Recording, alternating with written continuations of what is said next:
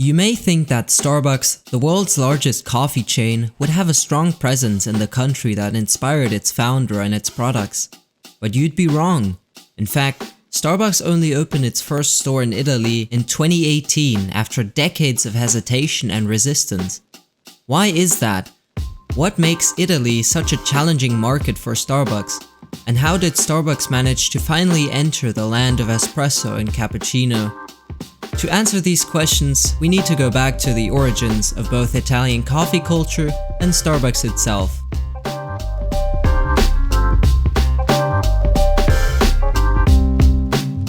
It all started with a young man named Howard Schultz, who joined Starbucks as a marketing director in 1982. At the time, Starbucks was a small company that sold high-quality coffee beans and equipment, but not brewed coffee. Schultz, though, had a vision of transforming Starbucks into a place where people could enjoy a cup of coffee and a sense of community, just like he had experienced in Italy. Schultz had visited Italy for the first time in 1983 as part of a business trip. He was amazed by the vibrant coffee culture he witnessed in Milan, where people would stop by a local bar or cafe several times a day to sip an espresso, chat with a barista, and socialize with other customers. He was fascinated by the art and science of making espresso, the ritual of ordering and drinking it, and the role of coffee in Italian society. He wanted to bring that experience back to America and to the world. But his idea was not well received by the original owners of Starbucks, who wanted to stick to their core business of selling coffee beans. They thought that selling brewed coffee would distract from their quality and image, and that Americans would not appreciate the Italian way of drinking coffee. So, Schultz decided to leave Starbucks and start his own company called Il Giornale. He opened his first store in Seattle in 1986, offering espresso drinks made with Starbucks beans, along with pastries and music. He modeled his store after the Italian bars he had visited, with a sleek design, a friendly staff, and a fast service. He also introduced some innovations, such as offering different sizes of cups, adding flavored syrups. His concept was a success, and he soon expanded to other cities. In 1987, he had the opportunity to buy Starbucks from its original owners, who wanted to focus on another venture. So he merged Il Giornale with Starbucks and kept the Starbucks name for his growing chain. He also kept his vision of creating a third place between home and work, where people could relax, connect, and enjoy a quality coffee experience. Starbucks embarked on an aggressive growth strategy, opening hundreds of stores across the US and then internationally. It became the dominant player in the specialty coffee market, with more than 30,000 stores in over 80 countries today. It also became a cultural phenomenon, influencing the way people drink coffee all around the world, but not in Italy. Despite being inspired by Italian coffee culture, Starbucks faced many challenges when trying to enter the Italian market. One of the challenges was the strong competition from independent cafes and bars, which make up 89% of the market. Italians are loyal to their local establishments, which offer high-quality coffee at low prices, usually around €1 per cup. They also value the personal relationship they have with their baristas, who know their preferences and habits, which were another challenge. Italians prefer a short and strong shot of coffee served in a small ceramic cup, rather than a large and diluted drink in a paper cup. They also drink coffee quickly and frequently throughout the day, rather than sitting down for a long time with a single drink. Thirdly, there was just a general cultural resistance to Americanization and globalization.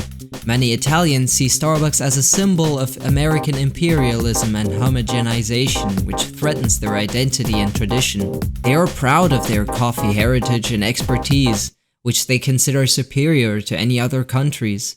Lastly, there were also significant legal and logistical barriers to operating in Italy. Starbucks had to deal with complex regulations, high taxes, labor costs, and bureaucracy when setting up its business in Italy.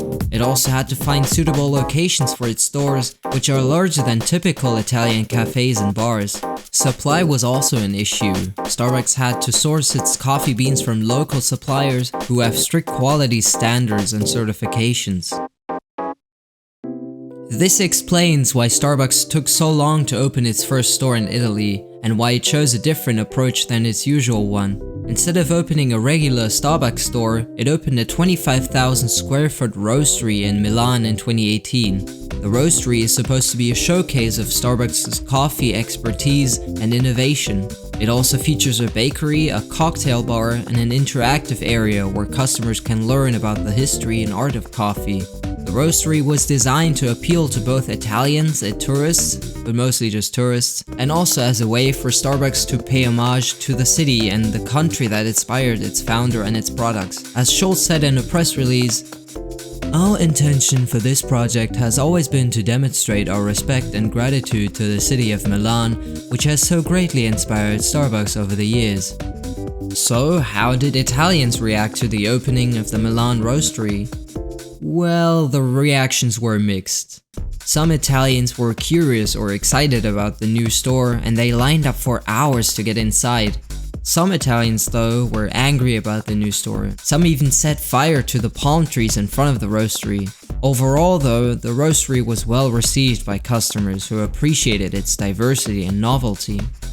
Encouraged by the success of the roastery, Starbucks opened its second store in Italy in 2019 in the city of Turin. This time it was a regular Starbucks store, but with some adaptations to the local market. For example, it offered smaller cup sizes, lower prices, and more food options. It also featured a mural by a local artist and a tribute to the inventor of the espresso machine, Angelo Moriondo, who was born in Turin.